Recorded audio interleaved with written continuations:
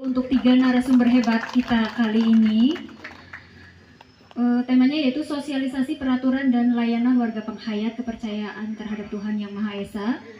Untuk narasumber yang pertama, pada Romo Profesor Dr. Purwosasongko MPD, monggo bisa dimulai langsung.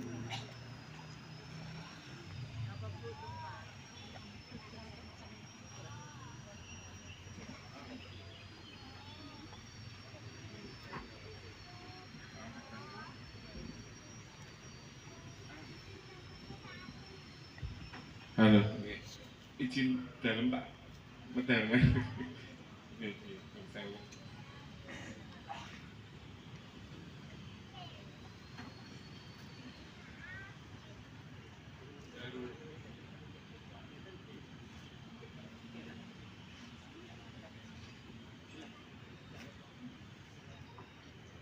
KTP-nya itu strip itu didatengin orang kok sama pegawai KAI-nya. Bapak orang gerakan 30 September ya. Gara-gara KTP-nya strip. Ini stigmanya luar biasa loh Bapak Ibu. Zaman dulu loh. Dan makanya kami ada umat yang dari awal yang KTP-nya strip sampai hari ini. Cuma saya minta dia supaya diganti supaya kehitung gitu loh. Karena yang dihitung hanya yang kepercayaan. Jadi data hari ini 100.000 lebih itu hanya yang kepercayaan, belum menghitung yang strip-strip. Dan memang jumlah ini politik Bapak Ibu. Jadi saya minta Bapak Ibu di setiap organisasi coba di list yang KTP yang kepercayaan loh ya, yang nggak usah urusan. Yang KTP yang kepercayaan bisa dihitung jumlahnya berapa, kita banding.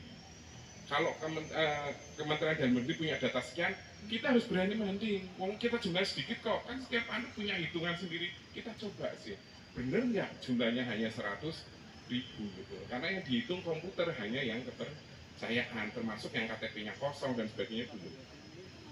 Next, Mas, siapa operatornya ini? Di situ terus loh nanti. Nah, ya, Bapak Ibu, jadi saya sebenarnya mau cerita apa sih hubungan antara agama dan kepercayaan terhadap Tuhan Yang Maha Esa. Yang punya konsep agama dan kepercayaan terhadap Tuhan Yang Maha Esa itu hanya ada di Indonesia. Jadi kepercayaan terhadap Tuhan Yang Maha Esa itu bahasa Inggrisnya nggak ada. Bahasa Inggrisnya religion, local religion and transnational religion itu istilahnya. Jadi saya juga dibikin bagong, dibikin bodoh oleh Indonesia karena harus membedakan apa yang disebut penghayat kepercayaan dan mana disebut dengan agama. Tapi ya semua ngawak ide sidik melu wes lah ya. Jadi ngikut aja wes. Pokoknya iso urip wes matur nuwun ya. Jadi konsepnya itu ini kan sebenarnya kalau Bapak Ibu lihat sistem ini, kalau kita lihat dalam teori psikologi teori budaya, saya mengundang profesor antropologi, budaya agama itu bagian dari budaya. Ada 7 unsur elemen kebudayaan, salah satunya adalah agama. Jadi kalau orang Jawa punya sistem pertanian, punya sistem perikanan, punya sistem politik, juga punya agama kepercayaan. Teman-teman dari Maluku juga punya perkawinan, punya model kesehatan, juga punya kepercayaan. Saya setahun ini bolak-balik ke Waingapu Mas, karena lagi riset di sana. Setahun kemarin sama Astra ini mau lanjut 1 tahun lagi ya. Dilala juga ketemu dengan teman-teman Marabu itu di Waingapu. Jadi Bapak Ibu sebenarnya itu. Tetapi kemudian di negara kita memang dibedakan Bapak Ibu. Dibedakan itu di kita ini kemudian ada 2, yaitu istilah agama ya, dan kemudian istilah penghayat kepercayaan Tuhan Yang Maha Esa. Jadi agama ini yang sering muncul di medsos ya. Kalau kita cerita, saya beberapa status agama Jawa lalu bilang, siapa nabimu, siapa Tuhanmu, siapa kitab saksimu. Itu sebenarnya mereka mengutip dari ini, Peraturan Menteri Agama nomor 9 tahun 52. Jadi Peraturan Menteri Agama nomor 9 tahun 52, agama adalah kepercayaan yang memiliki konsep Tuhan Yang Maha Esa, punya konsep nabi, punya kitab suci, dan bersifat internasional. Hello, kasihan orang Marapu. Bersifat internasional. Singgawi sopo ya singgawi zaman itu. Ini yang kemudian mematikan agama-agama lokal tidak disebut agama. Ini saya cerita asbabun nuzulnya ya. Soalnya kan supaya paham gitu.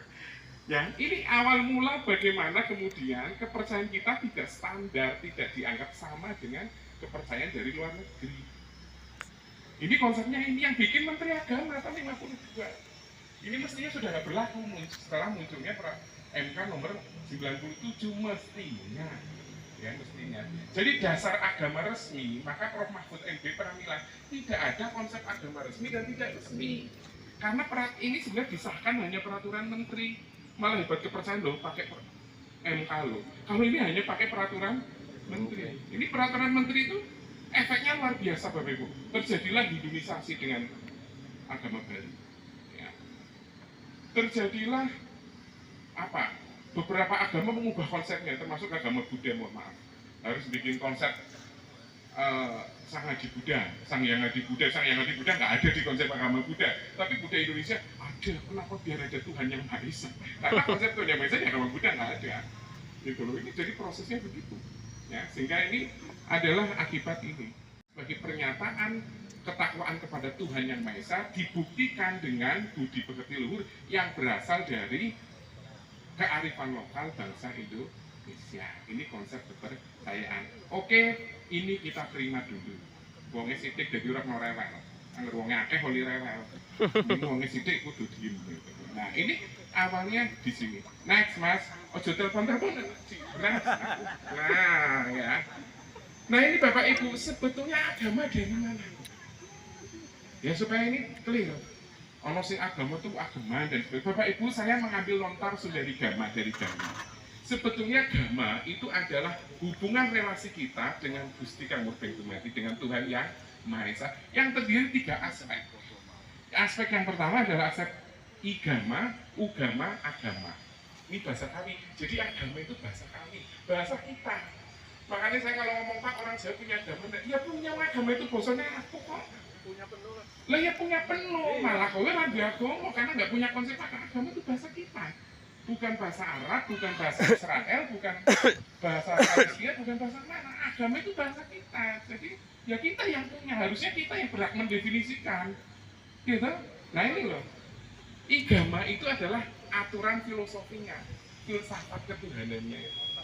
Ya, Bapak Ibu punya, misalnya filsafat agama Bali itu konsep siwa ya. Siwa di Bali itu bukan dewa siwa loh sebenarnya. Siwa di Bali itu ya Sang Hyang Suwung, Gusti Kang Murbeng Dumadi. Tapi setelah dihindukan dijadiin dewa, malah di-downgrade toh.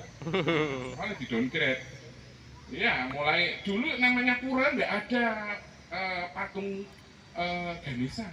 Setelah hinduisasi dibikin patung Ganesha. Jadi ya itu karena definisi ini luar biasa banget ini. Kemudian agama itu aturan moralnya, Bapak Ibu. Bapak Ibu mesti punya aturan moral dong. Perilakunya. Kalau kami di Kejadian Manukis ada 8 aturan sila. Tidak boleh membunuh, tidak merusak jagat, dan sebagainya. Kalau di Sabto Dharma mungkin ada Sabto do, Wawarapi itu yang namanya Sabto berarti 7, dan Bapak Ibu semua punya. Ini namanya apa? Agama. Jadi agama Buddha dan 5 sila itu. Yang terakhir ugama itu upacaranya Bapak Ibu, ritualnya. Oh kalau bikin sajen itu bagaimana, sajen orang lahiran gimana, sajen upekara kalau di Bali itu disebut dengan ugama. Ini menurut lontar Sundari Gama. Ini lontar ini dipakai di Bali sampai hari ini untuk menjadi aturan ini. Tertulis Bapak, Sundari Gama ada kitabnya. Sundari Gama itu ada kan dipakai ya, dipakai untuk aturan-aturan membuat sajen, membuat ini lontar Sundari Gama. Next, ini next. Nah ini Bapak Ibu, ini sudah saya jelaskan. Next. Nah sekarang, nah ini agama. Nah ini contoh ya agama-agama lokal dan menghayat kepercayaan. Sebetulnya saya mau cerita Bapak Ibu. Sebetulnya agama lokal ini, lokal religi itu ada 2 genre ya. Genre yang pertama itu adalah agama lokal yang berkembang di masyarakat, yang memang warisan budaya, Maraku. Siapa pendirinya? Nggak punya, karena itu agama adat. Sundariwitan, ya. Kemudian Keharingan, ya, agama adat. Kami di Kejadian Manukis juga agama adat karena ada pendirinya. Hanya ada pelestari saja tokoh-tokohnya, tapi yang dari yang mendapat wahyu siapa nggak ada. Yang kedua, genre dari pengkajian spiritualitas. Nah itu kemudian ada tokoh-tokohnya. Oh yang nampi Wahyu siapa? Oh yang nampi Dawu siapa? Itu genre kedua atau model kedua. Jadi ada yang merupakan agama adat, ada yang merupakan memang modelnya adalah penerima dawuhnya atau guru pertamanya itu siapa. Next. Nah ini Bapak Ibu ya lanjut.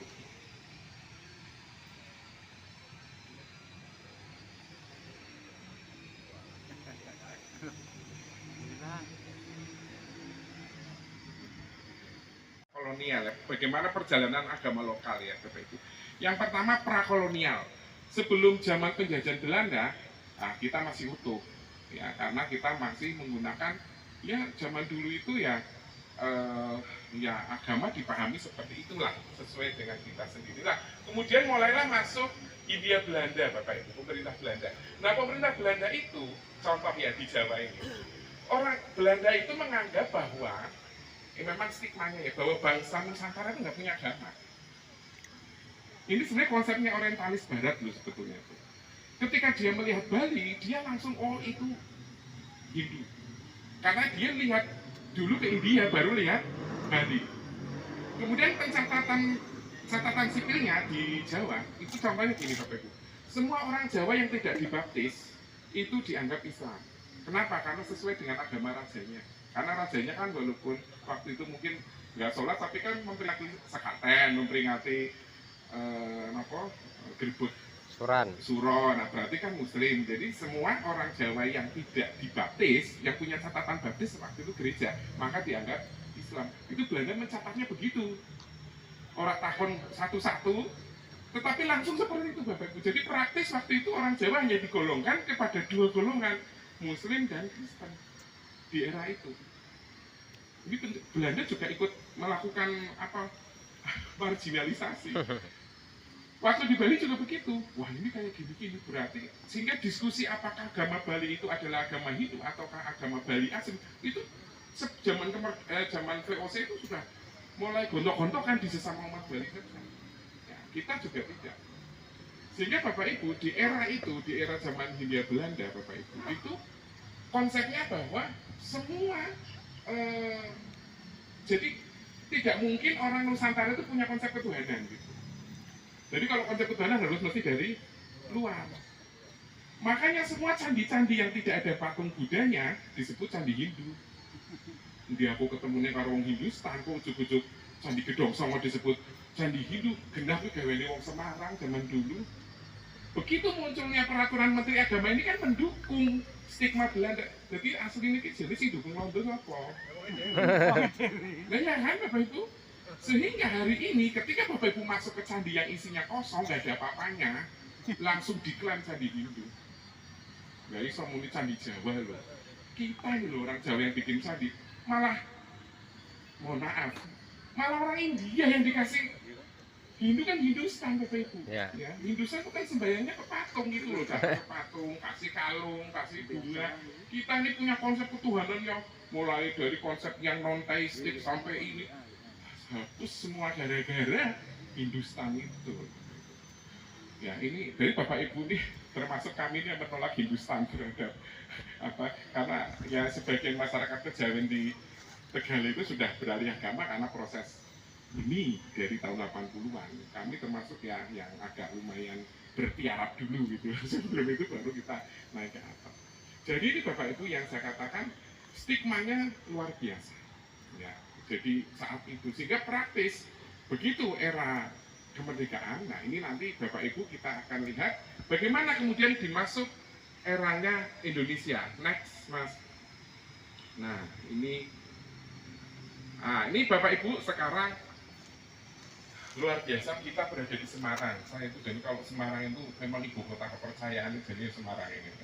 Karena beliau punya tokoh yang disebut dengan sinten Bapak Ibu Kanjeng Raden Mas Sunggung Wongsonegoro. Beliau pahlawan nasional betul gitu. Pahlawan nasional gitu. Jadi kalau ditanya pahlawan nasionalnya agamanya kepercayaan itu beliau. Wongsonegoro. Ada rumah sakitnya gitu. Ya. Beliau ini yang nanti kita peringati di tanggal 13 Juli sebagai hari kepercayaan terhadap Tuhan Yang Maha Esa.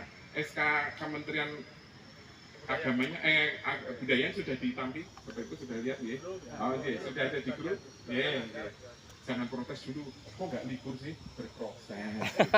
Kok ini sih soalnya saya bilang gitu. Nanti harus jumlahnya 1 juta baru berani. Berikan libur kepada orang lain. Yang penting itu aja. Minimal anak-anak kita di sekolah itu tidak diklaim sebagai anak tanpa hari libur. Saya kan manusia tanpa hari libur, Bapak Ibu. Sampai teman saya ngomong, Pak, saya tuh Bapak kan rajin, saya ngucapin selamat Natal, rajin, saya ngucapin selamat Idul Fitri. Terus saya kapan ya ngucapin ke Bapak? Saya nggak punya hari raya. Kenapa? Udah diakui negara ya. Dan itu saya orang yang lahir di Jawa, hidup di Jawa, agamanya Jawa, tanah sucinya Jawa, orang duwe hari raya. Beda dengan Cina. Di Cina itu Bapak Ibu, yang hanya hari raya itu Imlek. Selain Imlek itu hari biasa. Teman saya kebetulan, okay. Jadi itu Bapak Ibu ya. Jadi nggak apa-apa, yang penting kita nanti tanggal 13 kita rayakan sebagai hari kepercayaan. Sidik demi sidik. Pokoknya nggak uangnya durung akeh juga akan permintaan. Ya. Karena kita negara demokrasi Bapak Ibu, hitungannya biting. Yang bitingnya sidik rasa akan ngomong gitu. Jadi Bapak Ibu, nah itu makanya cara memperjuangkan penghayat kepercayaan itu bukan dengan mohon maaf, bukan hanya nanggap wayang wong, wayang kulit, tapi KTP nih dioke kayak gitu loh. Itu ideologis. Setuju. Sembahyang model A, sembahyang B, sembahyang C, menyantai sakwa lah itu. Kalau tidak melakukan begitu, tidak bisa. Ini kita hari hidup di negara demokrasi, Bung. Aku wis janji Pak, nanti 500 tahun lagi nanti Eyang Sabdo Palon mau mengembalikan agama. Hello. Nah itu yang halu-halu itu mulai dikurangin. Ternyata bahwa kita tuh hidup di sini. Yang halu-halu. Jadi, ya. Tapi tetap ya, kami di Kejayan Manegi setiap tahun sekali mesti setiap Selasa Kliwon itu mengidungkan Darmo Gandul itu kita yang 16 pupuh itu ya, secara spiritual, tapi secara perilaku juga kita berikan gitu. Okay. Bapak Ibu, next Mas. Nah ini Bapak Ibu, nah ini sekarang itulah Bapak Ibu dari itu. Kemudian tahun 65 ini adalah, nah ini saya mau cerita tentang PNPS nomor 1 tahun 65. Ini penting Bapak Ibu ya, supaya Bapak Ibu dalam mempunyai kepercayaan tidak dipenjara ya. Karena PNPS nomor 65 itu sampai hari ini eksis, masih belum dicabut oleh Presiden. Ini terjadi tahun 65 sebelum gerakan 30 September. Banyak orang yang anti agama. Muncul aliran-aliran, dulu yang terkenal itu Andari di Solo, Agama Jawa Asli Republik Indonesia. Boten barangkali sing sampun sepuh-sepuh kemutan boten zaman riyen niku. Nah ini terjadi pergolakan sehingga menimbulkan keresahan, terutama oleh umat beragama. Iki kok ajarannya ngaku Jawa, tapi kok ajarannya ngambil-ngambil agama Islam. Bikin ini. Lah lalu kemudian muncul PNPS nomor 65, di mana tidak boleh, setiap orang dilarang di muka umum menceritakan, menganjurkan, mengusahakan dukungan umum untuk melakukan penafsiran tentang suatu agama di Indonesia, melakukan kegiatan menyerupai kegiatan-kegiatan agama dari itu, penafsiran yang menyimpang dari pokok-pokok ajaran agama. Artinya Bapak Ibu, bila ajaran Bapak Ibu itu tidak boleh mengambil dari ajaran-ajaran dari luar. Monggo dipirsani, dikoreksi lagi. Karena kalau masih mengandung unsur-unsur dari luar, Bapak Ibu tidak bisa disebut sebagai penghayat kepercayaan. Ya, itu yang penting. Makanya kemudian ini menjadi cikal bakal munculnya Bapak Ibu ya, yang Bapak Ibu nanti kalau setiap ketemuan apa ya Pak Bangun, yang sama kejaksaan, Pakem. Pakem ini kan dari sini. Karena beliau melihat takut kalau ajarannya Bapak Ibu menyelewengkan. Ya misalnya Bapak Ibu menyebut, wah ini kayak Amelia Lia Eden itu ya, zaman dulu itu ada Lia Eden dan sebagainya. Makanya dengan Bapak Ibu berKTP kepercayaan, artinya Bapak Ibu sudah misah gerbongnya. Jadi Bapak Ibu tidak lagi menistakan agama yang lain. Gitu. Seperti kasus kemarin di Jawa Barat, ada kelompok penghayat kepercayaan yang ya, bikin acara saung apa itu namanya, kemudian diserbu oleh banyak orang. Nah kita nggak bisa melakukan advokasi Bapak Ibu, karena KTP-nya bukan kepercayaan, gitu. Lah kalau advokasi, loh umatnya sopo kok jenengan advokasi? Ya harus dikembalikan ke agama yang murni ya kita. Nggak bisa, makanya saya bilang komen saya di beberapa media sosial, saya boleh mengatakan, oh itu bukan penghayat kepercayaan. Karena penghayat kepercayaan tidak harus dilihat dari KTP. bukan dari pengakuan, Bapak Ibu. Ngaten ya Bapak Ibu ya. Jadi Jeng. sangat penting kalau Bapak Ibu sudah KTP-nya persen, harus sembahyang model lopo monggo, gitu loh. Tapi kalau Bapak Ibu masih KTP-nya agama ini, sembahyangnya macam-macam ya Bapak Ibu dianggap aliran sesat. Ngaten loh. Tapi dengan kepercayaan Bapak Ibu sudah beda garis gitu. Itu yang perlu dicatat sebagai tertib organisasi. Next, Mas, menghormati terhadap kepercayaan. Beliau itu kita hormati. Beliau itu gurunya ada di sini. Toh saya itu kan sering lewat tuh Bu Soeharto dulu.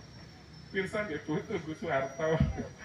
Itu Romo Diat itu terkenal, ya. Romo Diat, ya. Nah beliau ini tokoh-tokoh Romo Diat sama itu sejaman dengan apa namanya juga dengan Semarang itu luar biasa loh Bapak Ibu, termasuk guru agama Buddha itu juga tumbuh di Semarang loh Bapak Ibu. Pertama kali agama Buddha setelah era Majapahit itu ya tumbuhnya di Semarang. Maka Semarang itu kalau jadi kota pluralis ya wajar sih, karena memang suasananya memang apa namanya suasana plural di Semarang itu.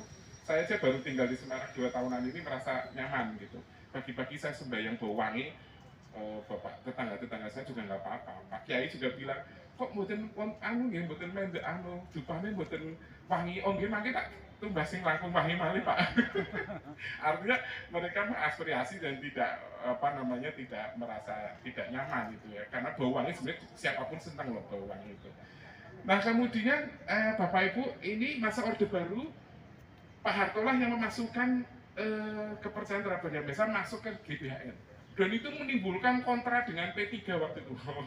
P3 waktu itu protes karena mengapa ada muncul kata-kata kepercayaan terhadap Yang Maha Esa. Hanya Pak Harto menginginkan kepercayaan tidak jadi sejajar dengan agama, tapi sebagai kebudayaan. Sehingga muncullah mimbar kepercayaan terhadap Tuhan Yang Maha Esa di televisi. Nah, saya zaman kecil itu ada Pak Sahid apa enggak? Pak Sahid, satunya ibu yang pakai seneng pakai kebaya itu, ibu saya lupa saya itu. Tapi isinya memang yo eling gitu kan. Temen tetangga saya dulu zaman tahun 80 kan mimbar eling ya apa ya gitu loh. Ya gitu kan, dia selalu mengatakan hidup itu harus eling dan waspada. Itu eranya itu. Next, Mas. Nah ini kemudian muncul sebetulnya di 2006 Bapak Ibu. Nah di 2006 itu mulailah undang-undang Admindo yang membolehkan KTP-nya strip. Nah, jadi waktu itu kita juga harus menghormati dan berterima kasih Pak SBY. Karena Pak SBY melahirkan KTP strip, walaupun strip tetapi ada pengakuan, gitu. Nah, daripada nggak sama sekali, ya. Nah, oh, iya kosongnya strip Pak, kosong, agamanya kosong. Yang dulu ya, lalu 0 ada itu warga kami juga ada kemarin pamer 4 itu. Saya dari zaman 0 ini loh, nah, keluarga kami ada 4 orang. Kalau dulu koridor ini kurung buka, strip. Nah, pertama punya wah luar biasa Pak Basuki. Benar-benar simbahnya penghayat. Tahun 70 tahun 70. Bahkan Pak Harto juga mengatur tentang perkawinan penghayat, juga mengatur sumpah penghayat, bahkan membuatkan tempat di Taman Mini yang disebut Sasono Adiroso. Padahal Konghucu belum punya loh. Malah Konghucu baru kemarin bikin kelenteng anti TMI. Kalau kepercayaan malah sudah ada karena Pak Harto memang ingin ada kepercayaan walaupun belum berani disejajar dengan agama. Lalu next, ya udah Mas sampai situ aja. Nah itu ya 2016 itu adalah puncak dari itu. Ini sebenarnya gejalanya diawali dengan saya kalau nggak ingat itu dulu Kanjeng Rosa dan beberapa teman mengadvokasi yang namanya Mas Zulfa ya. Mas Zulfa siswa SMK Semarang. Itu lahirnya dari Semarang juga loh Bu. Semarang tentang layanan pendidikan kepercayaan.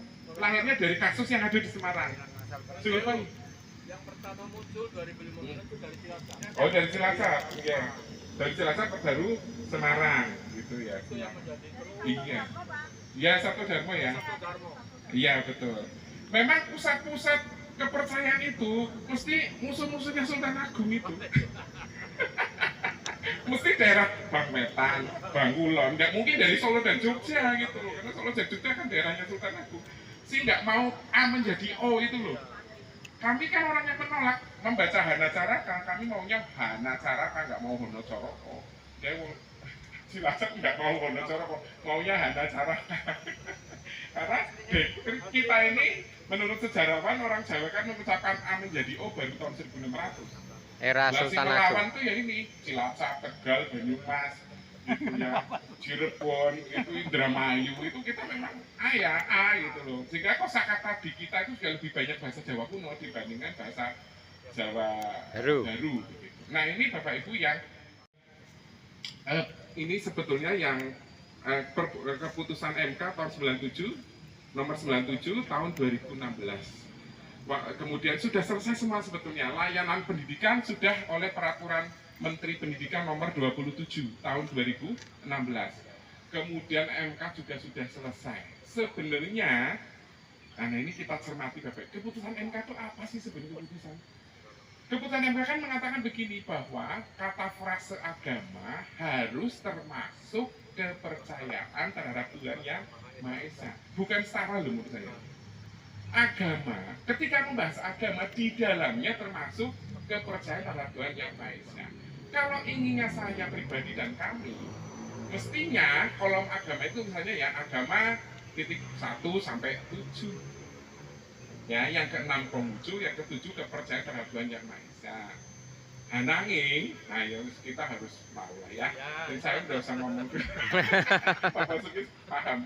Hananging niku lah yang terjadi. Nah, kita KTP-nya masih diskriminasikan gitu. Ada KTP beragama, ada KTP kepercayaan. Agama ini adalah kalau dalam bahasa variabel penelitian, agama itu adalah variabel, adalah konstanta, maka Islam, Kristen, Katolik, Hindu itu variabel. Nah, pertanyaan saya, KTP kita mana variabelnya, mana konstantanya? Ini aku kuliah metodologi penelitian ya, Bapak. Sarup aja. Ijek campur bawur. Ya, karena KTP kita itu begini, kepercayaan titik 2 kudune Sarto Darmo, kejayaan Maneges. Tapi Ya. kepercayaan titik 2, kepercayaan terhadap Tuhan Yang Maha Esa, titik Konstanta semua, bro. Maka pertanyaan saya, mana variabelnya, mana konstantanya? Ini kalau kita bicara dari sisi metodologi penelitian kuliah sek ya, gitu loh Bapak Ibu ya. Ini yang saya hanangin, yaitu tadi wis meneng. Saya paham maksudnya gitu ya. Karena tadi negara kita negara demokrasi, uang sih penting, jumlahnya uang. Orang pinter orang pinter uangnya oke. Uang suara satu profesor sama kok dengan suara satu orang yang dibayar 200.000 atau 50.000. Ngapain aku nggak butuh apa? Yang penting orangnya banyak. Maka harga kepercayaan balik lagi selalu memperbanyak jumlah umat. Wah ini kampanye Banyus, kampanye WD. Kampanye. Bapak Ibu kan KTP kepercayaan semua ya, wajar ya. Jadi Bapak Ibu itu ya yang saya katakan bahwa kita ini sudah selesai semuanya. Sudah, mari kita ikuti yang sudah ada. Aturan. Ya, kita tidak perlu harus begini. Tetapi kita mari berkonsolidasi Bapak Ibu. Ya, kita hilangkan perbedaan-perbedaan organisasi, kita satukan sebagai warga penghayat kepercayaan.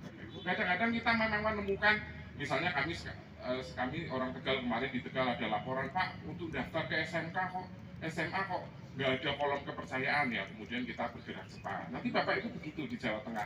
Monggo, saya pribadi, kalau Bapak Ibu ada masalah di apa, kemarin itu ada juga dari teman yang di SD. Mas Gurit ini hari ini hadir ya, kepala sekolahnya tidak kooperatif terhadap pendidikan kepercayaan. Ya saya telepon juga Bapak Ibu, buat saya itu Maneges Sarto Darmo itu apalah, itu apa artinya organisasi.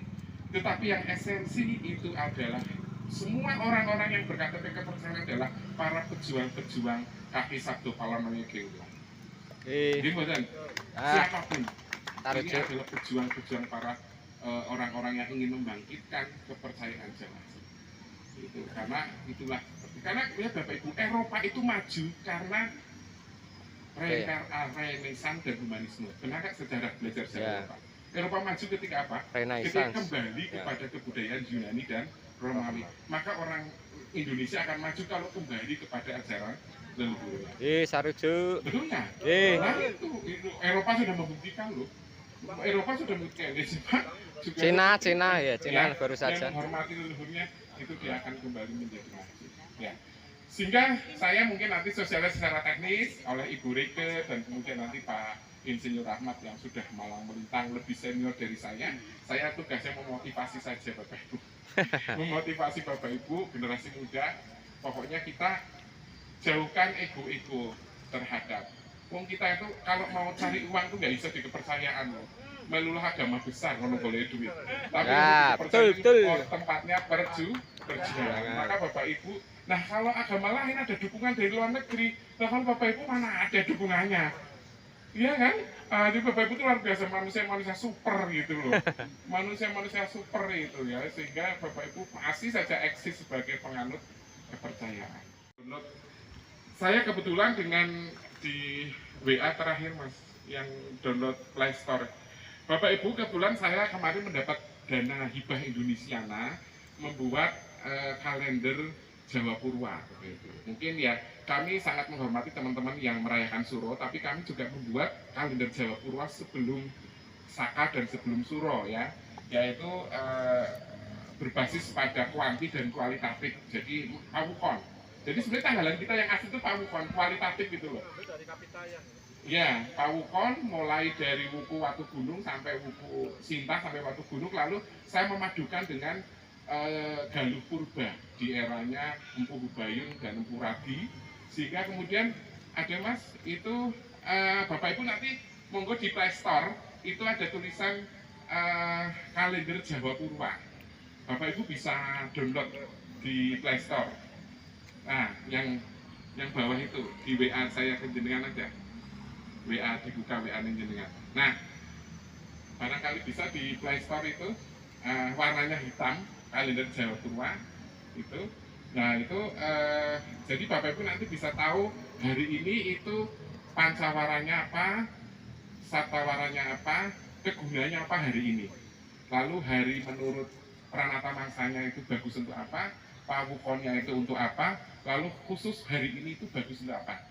Ya, tetapi bukan berarti kalau hari ini muncul, hari ini tidak baik untuk melakukan apapun, bukan berarti Bapak Ibu tidak baik ya, wong Bapak Ibu nagih hutang kok dipenging gitu loh. Ya, yang kedua nagih hutang tetapi dengan catatan eling lan was podo gitu. Jadi bukan ada hari baik, kalau hari baik memotivasi kita. Oh, harinya ini hari baik, ini bagus. Tapi kalau muncul hari jelek, ini Bapak Ibu ya. Ini kalender Jawa Purwa Bapak Ibu, ya sembah nuwun sudah 5 nilainya nih Bapak Ibu. Ini saya sosialisasikan karena ini dibiayai oleh negara, dibiayai oleh hibah Indonesiana gitu. Bapak Ibu nanti Bapak Ibu download, nanti di situ muncul kalender masehinya langsung ditutul, pas kalender masehinya ditutul gitu nanti muncul saptawaranya, pancawaranya, lalu karakter harinya, wukunya dan sebagainya, sehingga Bisa di-download nggih. iya bisa download, itu sudah di Play Store. Nggih. Sudah direview dulu sama pihak Play Store. Ya supaya kita tetap memiliki kalender asli yang berbasis peristiwa yang terjadi di Jawa.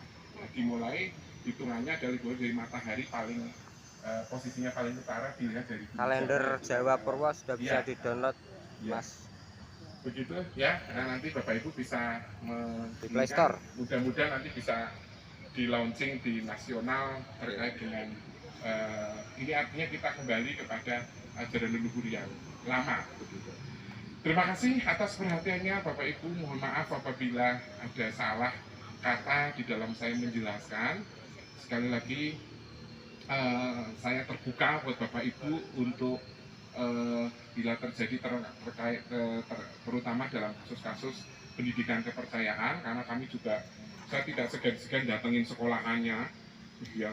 Saya juga punya sekolah yang kepala sekolahnya juga tidak mendukung kita datengin. Dalam hal ideologi kita beranilah ekstrim lah dalam hal ideologi ya, selama kita batasnya benar, ada undang-undangnya ya kita berani untuk menjelaskan yang benar. Terima kasih juga kepada Kementerian Kebudayaan, khususnya Direktorat Kepercayaan, Bina Kepercayaan dan Masyarakat Adat yang telah mendukung kami di kegiatan ini, membiayai juga dan juga beberapa kegiatan kami. Terima kasih. Rahayu, rahayu, rahayu. Rahayu.